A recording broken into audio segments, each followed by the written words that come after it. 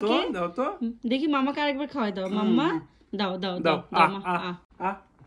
ওরে আল্লাহ মাশাআল্লাহ মাশাআল্লাহ আরেকবার দাও মাশাআল্লাহ ও মাই গুডনেস ওলি আল্লাহ মাশাআল্লাহ অনেক বড় হবে মাম্মা অনেক বড় হবে মাম্মা সবই আমার অনেক পছন্দ তো ছোট বোন হচ্ছে স্ট্রবেরি দিয়ে এসে হাজির আসসালামু আলাইকুম।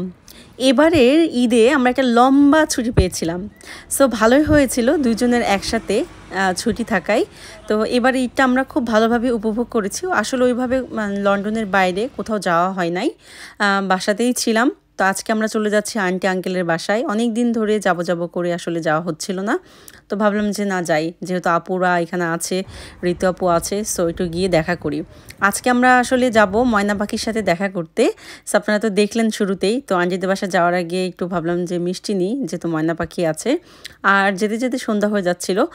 আমাদের এই রাস্তাগুলো এতটা পরিচিত এবং এত স্মৃতি এই রাস্তাতে, এই সব জায়গাতে, কত স্মৃতি এ বাসায় আন্টি আঙ্কেলের সাথে, তাই না স্যার? হ্যাঁ সেটাই, অনেকদিন পরে আসলাম। এটা তো আমাদের রুম, আমাদের বাসা, আমাদের রুম।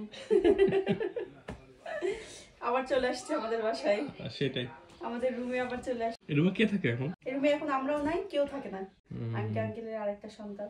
রুমের সবথেকে সুন্দর বিষয় হচ্ছে যে একদম রাস্তার ধারে, এখন অন্ধকার দেখা যাচ্ছে না। ও ভাইয়া আসছে মাত্র, যে ভাইয়ার লাগেজ দেখেন। জয় ভাইয়া হচ্ছে বাংলাদেশ থেকে মাত্র আসছে।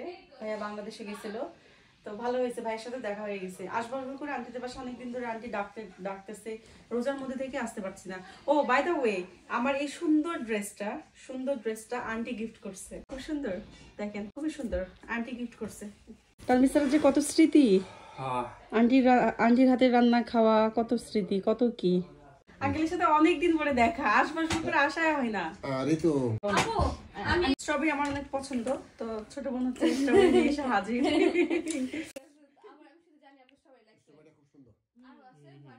আঙ্কেল ওইভাবে ক্যামেরাতে আসে না, বোনগুলো ওরকম আসে না, এই জন্য দেখানো হয় না আর কি।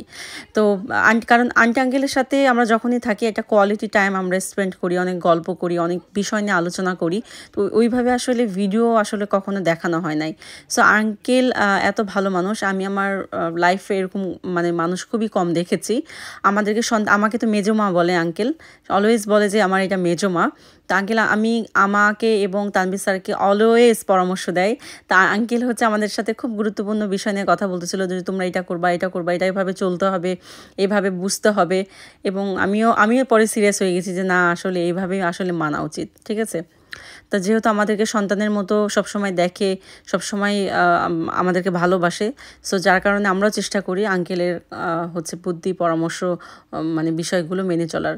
সো আন্টি অনেক কিছু রান্না করেছে, আমরা যাওয়ার কথা শুনে পোলাও, ইলিশ মাছ ভাজছে, গরু মাংস রান্না করেছে, সবজি, মাছ, অনেক কিছু করেছে।